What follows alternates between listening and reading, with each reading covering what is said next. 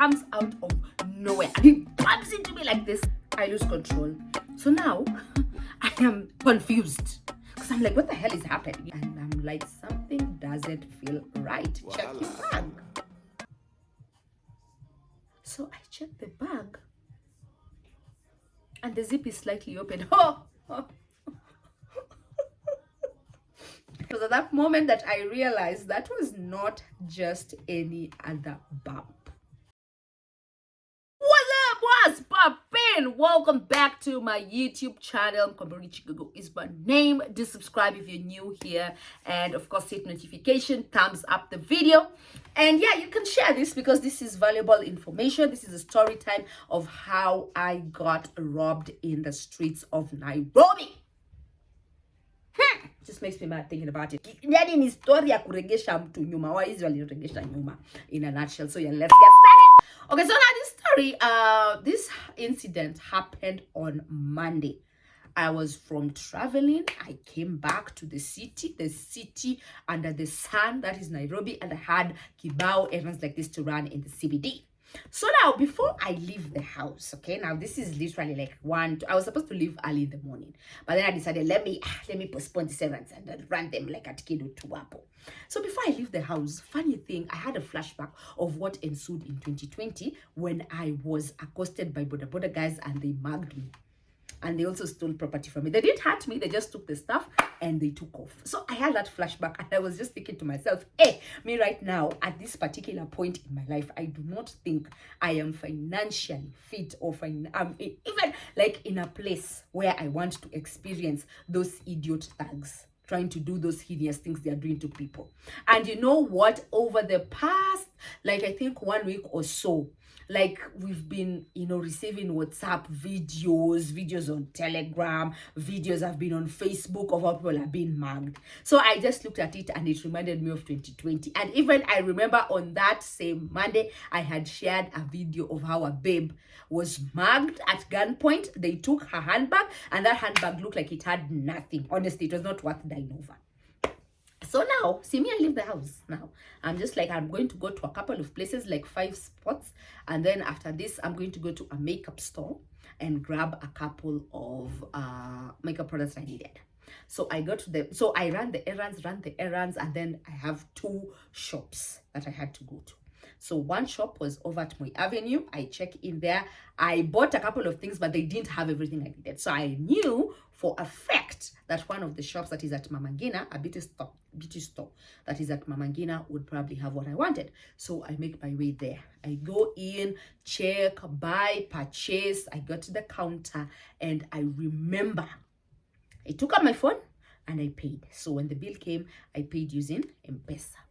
Now, normally, like if it is a normal Mkamburi Chigogo hour, I would have paid and then plugged in my earphones and I would have put my earphones in my ears and walked in town singing and having a good time, because that is how I usually roll. And I know that's usually, it's sort of kind of dangerous. Like people say, don't do that. You need to be aware of your surroundings. But for me, I always think it is the best bet, because if someone is trying to mug me, try to steal my phone, like Ivo Kisirisiri, I'll notice that the music in my ear has stopped playing. But now this time, what happened is I paid the bill, I took the products, put the products on top of the bag, and then now my phone, I stuffed it inside. It was literally not on top of anything. It was in too deep, But the thing is, if you slid your hand like this, if you calculated and just did this, you'd probably touch the phone. So that's where I put it. And then I zipped it up, but the earphones were still plugged in, because I was just like, I need to get home. And when I get into the car, I'll plug them in and start listening. Hiya! So see, I now leave the shop. So it's 5 p.m.-ish, 5:30, 5:15, thereabout. The clouds have already locked. Like it looks like it's about to rain cats and dogs. And when you are in the CBD and the rains catch you there, That is it. Nobody wants that. Nobody wants that. We don't want that. So everybody is rushing home. 1, it's rush hour, and then 2, it's about to rain. So, and then 3, Nairobi people always just walk fast for no apparent reason. Like whether it's raining, whether the sun is out, what, people are always in a hurry. I don't know to go where or to do what. But now this time it was activated like 3 times. So I'm also part of those people, because I'm like, I'm not trying to get rained on. I am just trying to get my ass home. Okay, I'm just trying to get my ass home. So moving really fast. I crossed the first road successfully. Then now I'm at the second road. Managed to successfully cross using the, what is this thing called? Zebra's crossing. So when I just hit the pavement like this, with this, my leg here, after crossing, because now remember, we are crossing the road, everybody's in a hurry, we're all running like headless chicken. Hey.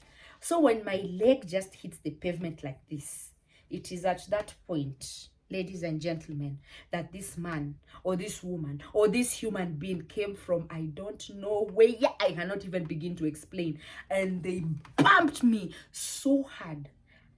I was literally thrown to the other side. So I'm here, they bumped me so hard, I lose control. Now I am literally on the other side, and now I'm struggling to get my control up. Like, what the hell just happened?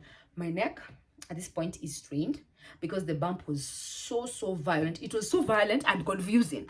I think that was the first emotion that I felt. I was confused, and then I was just like, what the hell is happening? Who is this, and why are you bumping into me? And I didn't think it was someone trying to steal from me, because again, remember, all of us are in a hurry to get home. So I am just like, these people of Nairobi are so uncourteous, my God.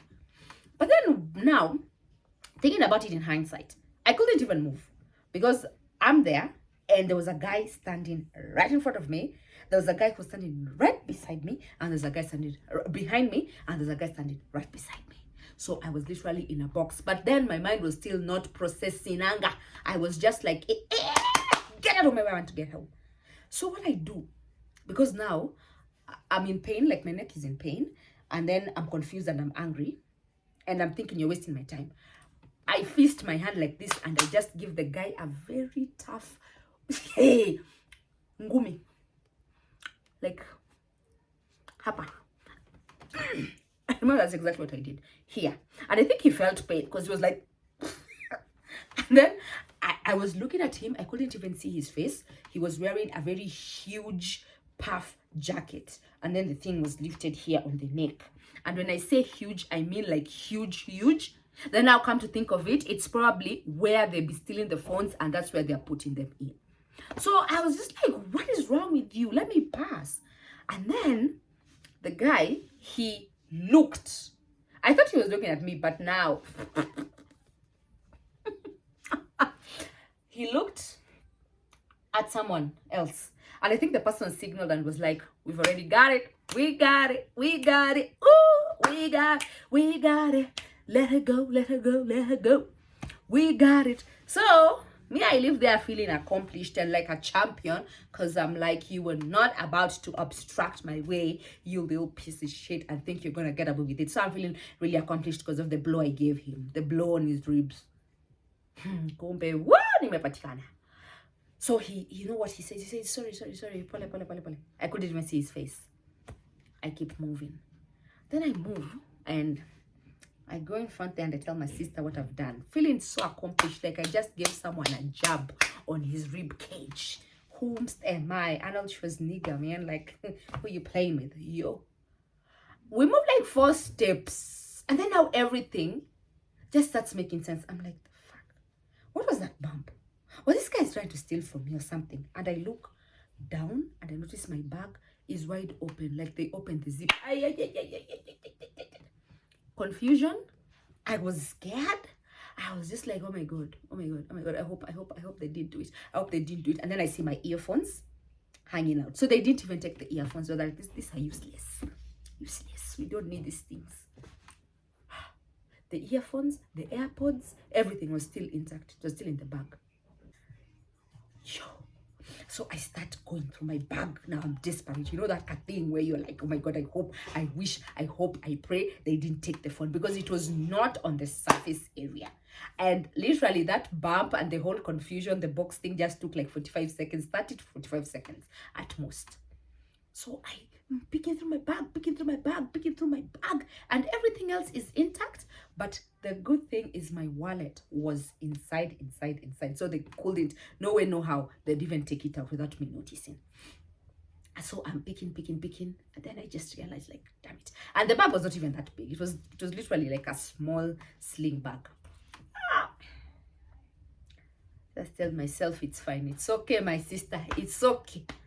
Umefanyiwa ile kitu, just keep it moving. You know, I left that place. I left the place slightly traumatized. I didn't even have words to say. I didn't even have that which to speak. I was just like, I didn't even have the courage to even look back, because I knew it was going to be a waste of my time. And then maybe thinking about it properly, if I had noticed that they were trying to steal from me, I probably would have resisted. So that again was God intervening, and was just like, let it go, baby. Let it go. So I just walked. I'm confused. I'm conflicted. I am angry. I just feel like this government is failing us again. Like, why? Why? Then I honestly thought of going back and maybe just looking for that guy who had that big jacket, but I just thought it was so pointless. At the end of the day, that's the truth. It would have been pointless. It would have been a pointless affair. All right, so anyway, I just say, fine, cool, just keep it moving. I go into the nearest Safaricom shop. First of all, I tell my sister, please call the line. The line is ringing. Yani, you know, to me, they didn't even feel shame. They did, you know how in the past when they used to steal from us, they would feel a bit of shame and a bit of slight conviction, and then they'd try maybe to switch off the phone. Now they don't even do that. They just let the phone ring, and I was like, those bastards. So I even thought that maybe I'd left this phone at that cosmetic shop that I had entered over there at Mama Ngina. So I was hoping that once we ring, maybe someone would pick and say, oh yes, you've left your phone here, but nothing. Then I waited like 10 minutes, and I decided, let me just shut down that line. Let me suspend the line, because God knows they were trying to steal those little coins from me again. And right now, like, the economy is doing a number on every one of us. So I get into a Safaricom shop that was near where I was, and the guy calls. The phone is still ringing, and he says, can you imagine, they've not switched it off, it is still on. So what I gathered is that guy who had that huge ass dark black jacket thingy, he's the one who was probably like, they were gathering a lot of phones. Don't switch anything off, do your job, and then when we get back home to do stock taking, that is when now all your lines will be switched off, and maybe they'll make an attempt to hack into your M-Pesas, or to take up loans, or to do the most with your SIM cards. So me, that's just what I thought. Like, that guy wearing that big black ugly jacket, okay, then I did think it was ugly, but now I'm just saying, like, that person, he's the one who's probably collecting everything and just tucking it in, because it was really huge. It was like a huge puffy jacket. So yeah, we shut on the line, and I asked the guy, like, do you get? And the guy said, actually, this whole week, like, not this whole week, but the whole of last week, these are the complaints we've been getting. People have been losing their phones, laptops. Like, it has just become extremely crazy. And he was just like, I'm so sorry, but, you know, thank God you're well of health. And he even tried to sell me another phone on the spot. It's just like, wow.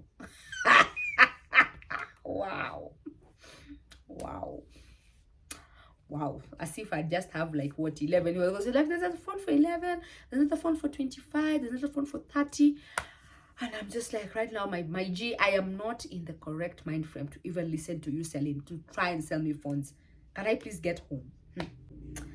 But God is good. all the time. So anyway, yeah, I suspend the line, I get back home, and I am currently phoneless. But then I think here's the thing that I think I'd want all of us to just know, because we've seen photos going viral of people who have been stabbed. One thing that I'm really honestly truly appreciative for is the fact that I escaped unharmed, only albeit for the fact that my neck up to now, actually this side of my neck is still aching. It was the bump was too much. It was very strenuous, but other than that, I escaped unharmed. And you've heard that most of these guys walk around with dangerous items, maybe a gun, maybe knives, maybe what. So if you resist, they stab you. So I don't think it's worth it. Even me, like even the thought of, I don't know, you want to follow someone because of a phone that costed you 30,000 or 40,000 or 50 or 150, 250, it's just not worth it. Just give it to them, hustle, get another phone. But all I can say is we are sick and tired, because it's a because now how many phones are we actually going to be buying? Can't we just walk and feel safe as a taxpayer? Like, can I just walk in Nairobi? Because people are now saying it's not safe to go to the CBD. You know, if you can work from home, work from home. But it technically shouldn't be like that. We should enjoy our freedom and security, and we should feel like our taxes are working for us. And you know what? The thing that actually I think angered me a bit is the fact that they're trying to blame people who are really not to be blamed. These people who are stealing are not actually the most obvious thieves. These are just like young niggas who are out here saying we are jobless, we don't have that which to do, we don't have something to make us money, and they are lazy. So they wait for you. They are like, you know, you go hustle on my behalf, and then once you've done all of that, we're just going to come and assist you and show you how you're supposed to be spending your hard-earned cash. So yeah, I'm thinking I'm going to be walking around with that pepper spray, because now at this point it's becoming creepier by the day. And let me tell you, now people are like, don't walk at night. It was not even nighttime, it was at 5 p.m. and a lot of people were on the streets like this. And I can tell you for a fact, even if I shouted or said my phone has been jacked, nobody would have offered to assist me. I know that for a fact. So it's just becoming shit. It's becoming a shitty city, and something needs to be done. Like, we need to feel safe and protected on the streets. So, you know, and the police even released a couple of areas, and they were like, these are hotspots, and you know, if you can avoid these places, then do that by all means. And there was a photo going around on Twitter of a babe who had her face sliced because she was trying to fight these thieves. Hi, Wena. It's not worth it. It's not worth it. Like, if someone wants to come for, like, just give them those things. Just give them those things. It's not worth it. So I'm still very traumatized. I am still scared. Like, even thinking about going to the CBD or town or just running a simple basic errand, it's just scary. It is very, very scary. So, and that's the story of how I lost my phone. This time, thankfully, it was just my phone alone. 2020 was worse. 2020 was a worse hit. It was a worse hit. But this time it was just my phone, solo dolo. But yeah, sindo life. Lakini haifai hivyo. Something needs to be done. So yeah, if you can relate to this story, post up your comment in the comment section down below. I'd love to listen. I'd love to read from you guys. Thanks for watching, and yeah, be safe. Literally, if you're staying in Nairobi and its environs, even Mombasa now is becoming a hotspot, be safe anywhere you are. Thanks for watching. Bye. Subscribe.